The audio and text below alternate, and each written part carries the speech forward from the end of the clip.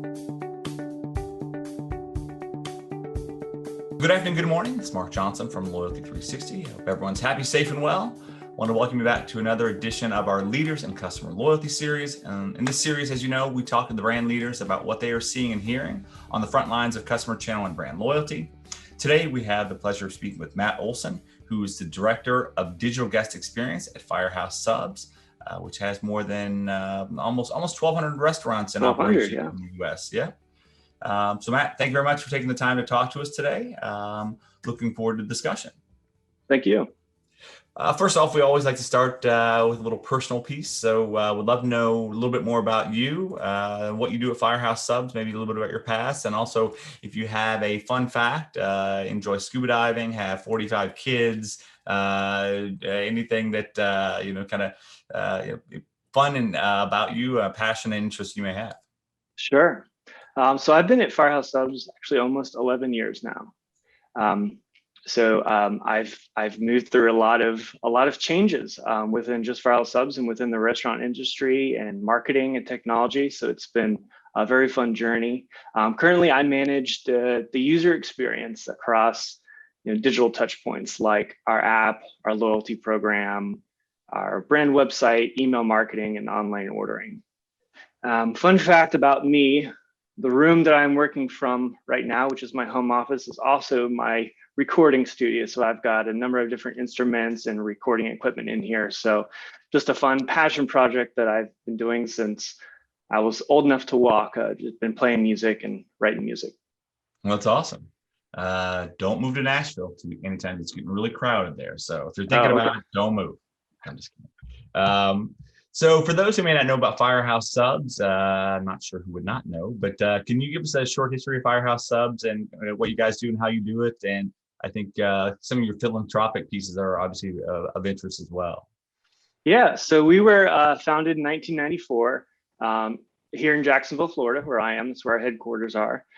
We were founded by two brothers, former firefighters, Chris and Robin Sorensen. They really took their passion for food, their love for serving others, and their family's decades of first responder service, and created Firehouse Subs. So we are the real deal. We're not a themed restaurant. We have genuine firefighting heritage, and we serve premium meats and cheeses. We steam them to perfection to unlock the flavors. We pile that high on a toasted sub roll with fresh produce. I love it. I was a fan of Firehouse before I joined the brand, and I'm even a bigger fan now. I'm glad that you mentioned the philanthropic side, because my personal favorite thing about Firehouse Subs is the Firehouse Subs Public Safety Foundation. It was founded in 2005, and it's dedicated to donating life-saving equipment and training to first responders and public safety organizations. And they've actually donated over $60 million since 2005. And actually, a portion of every purchase at Firehouse Subs goes to the foundation. I love to talk about the foundation. It's one of my favorite things about the brand. Okay, great.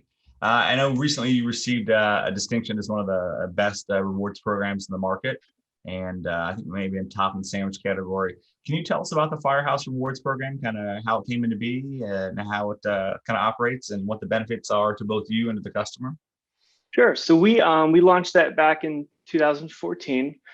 It's a points-based program, and you bank your points and get free food rewards. You can order in the app, you can order online, or you can simply just give your phone number in the restaurant. We like to keep it simple. You earn 1 point for every penny that you spend, and then we make sure the rewards are great, such as a free sub.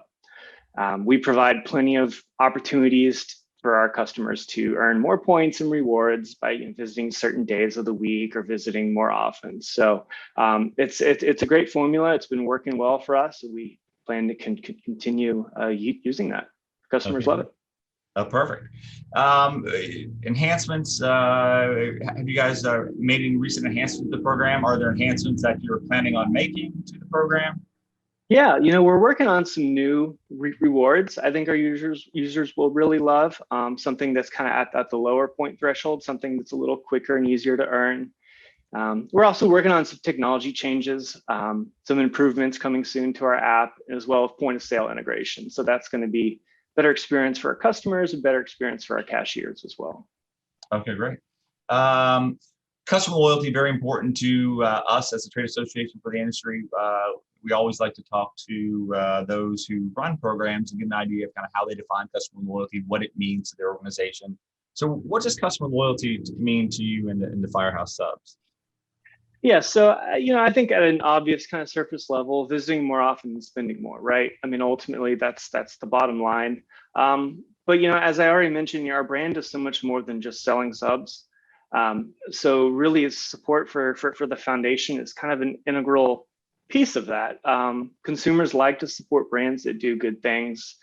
So we try to make sure that our customers are engaged with the foundation and in the community aspect of our brand, and that tends to breed more loyalty. Absolutely. So you talked about kind of the program technology chances you're going to make. One of the big challenges we see within our membership, we have small-sided meetings with brands and try to understand kind of challenges they have and where they're going. But technology is a big challenge, and it can be a big challenge. It sounds like you're making some changes to the point of sale. So what do you think are some of the challenges that you have or brands have in general with regard to customer loyalty and the technology and getting everything to work in that MarTech stack? Yeah, with so many vendors out there, man, there's so many great features and capabilities. It's kind of like a candy store, but then integrations become a big challenge. You've got different data sets that are formatted differently. You got to make sure these vendors you're working with all have robust in-out APIs. So really trying to make everything work together and talk together. That's a big challenge. And I think privacy is becoming a bigger topic to address really every day. If you're bringing in a lot of vendors, a lot of different data sets, and you're ideally trying to comply with CCPA, for example, you can't just like bring in all the data and figure it out later. It has to be fully serviceable from the outset, so you can comply with those privacy requests. So, I really think it comes down to the integrations are a challenge and having all that data serviceable and available. Absolutely. So, personalization is a big piece of your program, right? Understanding kind of what people have an interest in from a product offering, but also from a kind of the philanthropic piece as well. When you look at personalization, what does it mean to Firehouse Subs, and how are you looking to enhance your personalization efforts? Yeah, there's so many cool things you can do with personalization. Some things are a little bit subtle, like you can customize creative to be tailored to the user's interests or their past purchases. You can do that on your own channels. You can do that on your paid channels. I think that's really cool. We have so much data to work with just in general in every industry. What people like to order the most, so make add-on suggestions. What they order and when they order, so maybe tailor promotions that work with their behaviors. And how often they order, so it's easy to incentivize an extra visit. I think as long as we're responsible and helpful with the data, I think customers appreciate personalization and they don't get too scared of it. Well, that's good then. Personalization obviously is more and more important going through COVID and being able to be in the right quote unquote channel for the customer. So it's great to hear what you guys are doing. Another thing we see that has a great deal of interest are partnerships from a technology perspective, more with other brands, right? So the foundation, obviously that was something you guys started. What do partnerships mean to you? Maybe with a Coke or a Pepsi or a Dr. Pepper, or maybe even bigger with, potentially another brand where you have some alignment between the offerings. Well, how are you looking at partnerships? Sure. We love partnerships. We love to build relationships and build partnerships. We've worked with Coca-Cola and Frito, for example, numerous times. They've been great partners. We often have goals that align, that are mutually beneficial. We've worked with T-Mobile. We did a T-Mobile Tuesday promotion. I think partnerships are really great because you really not only are you kind of pooling your resources, but you're very often reaching a whole new audience. So like T-Mobile Tuesday, for example, we gave away a free medium sub with any purchase, and T-Mobile Tuesday has a huge audience. So I'm all for partnerships. I think everyone should explore that. I think no brand is too big to think they don't need to partner with someone. So that's interesting. Great. You mentioned it earlier, getting data from different sets, making sure they work well. You have the integration touch points that are effective. When you look at data, and it's obviously more important than ever before, and customer loyalty, especially with CCPA and CCP, DA in Virginia and GDPR internationally and other issues, it's a bigger concern, privacy and insecurity. But getting all that data together, making it actionable can be kind of a big challenge for marketers as well. How are you guys looking at data, and how are you, creating more actionability out of your data sets? Sure, I think that's a great point. Bringing together data sets from different platforms, data not matching. I mean, that's just a constant challenge I know a lot of brands have to deal with. One thing we've tried to do is we've tried to work towards consolidating some of our partners and vendors, so we have fewer multiple sources to deal with. And sometimes that can take a little longer to get to where we want, but in the end, you are kind of rewarded with a little more stability, a little more data integrity. And I think, just overall this challenge of privacy features that are being implemented, that affects the data we have to work with, right? So like Google and Apple, for example, cookies going away, Apple's tracking limitation, or Apple's ability to mask email addresses when signing up for a program. These are things that are obviously good for consumers, and I'm definitely in favor of them. And it may even make consumers more willing to engage. But we just have to understand what those limitations are. But I don't think they're the end. They're the end of the world. I mean, some of this data that would be restricted now, we didn't even have 5 or 10 years ago. So maybe we just need to how did we do things before? And I think we got along pretty good. So having a couple pieces of data that can't be matched up, it's not going to be the end of the world. It's much bigger benefit to be respectful of consumers' privacy desires. And be respectful with the data that they do provide. Okay, great. When you look at your customer set, we've heard a great deal, and customers are changing before that with expectations. Everyone's kind of have a series of opinions around that. But when you look at customers changing, how do you think customers at Firehouse Subs are changing? Maybe going through COVID, or maybe even in kind of the QSR industry in general. How do you see that customer set evolving or changing? Yeah, so I mean, obviously the last year has been a whirlwind of changes in the restaurant industry. I suspect the use of takeout, delivery, off-premise, I think that's going to remain elevated. Just anecdotally, having spoken with a lot of people across a lot of verticals, customers have become accustomed to that. And they seem to like it. It's a little more convenient. I think Firehouse Subs is well positioned to serve customers however they wish to be served. So I think that's great. I hope other restaurant brands have positioned themselves for that as well. And I think privacy expectations and smart use of data has really been a big shift with that in the last year or two. Like I said, I think consumers are willing to share some data if it's beneficial to them.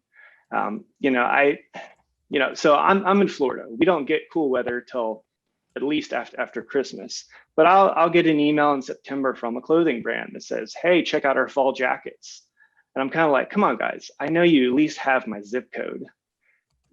Just use just a little bit of data to personalize and give me something that's applicable to me." I think it's crazy. I think, and still in 2021, brands aren't making use of basic data, and so that just makes me really want to unsubscribe and not even give this brand my email address. So I think, like I said, consumers are willing to share some of that data and have fewer privacy concerns as long as we're doing it respectfully and responsibly, and it's beneficial to them. Absolutely. When you look at metrics, KPIs, very important. What are some of the metrics and KPIs that you guys look at, your team looks at, when you kind of judge the efficacy of your program? Yeah, so visit frequency, what they spend. We create custom segments really centered around frequency and recency, and then we just kind of keep track of how users are moving between those segments.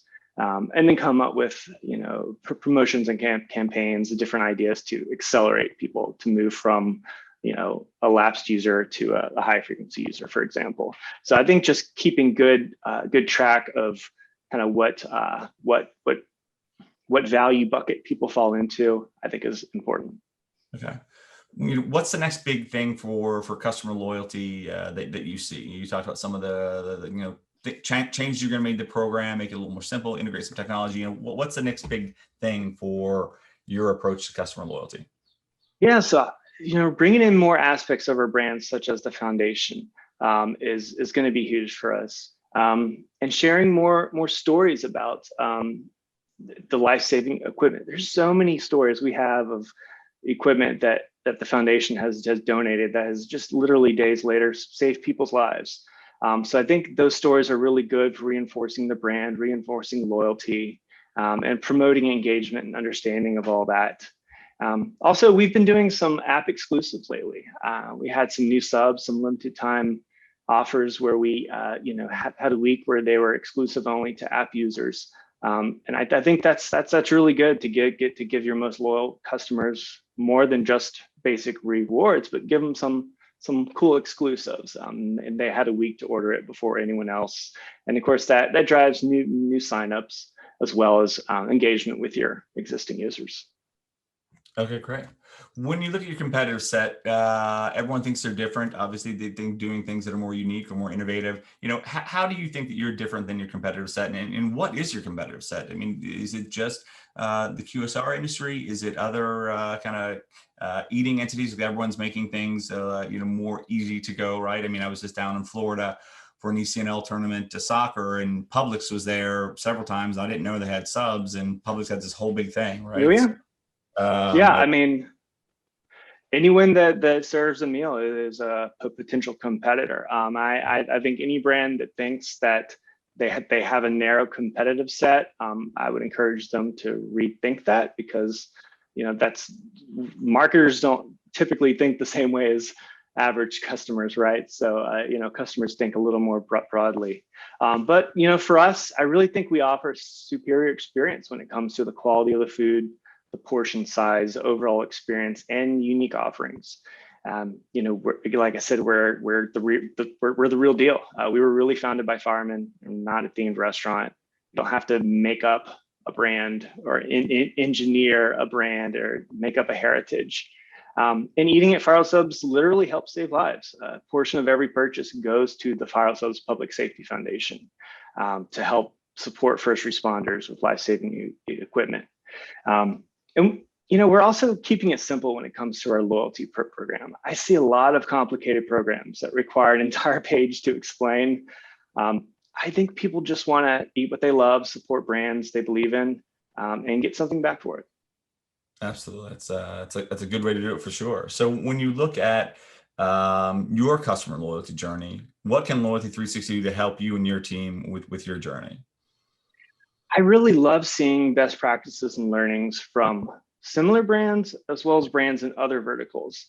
I think it's really cool when you see what an airline company is doing about loyalty, or what a shoe company is doing to engage loyalty, because they often have totally different resources. And whether they have a service or they have a physical product, I think it's really inspiring to see what they're doing. And a lot of times those tactics can actually cross over, and it kind of gets you out of your box.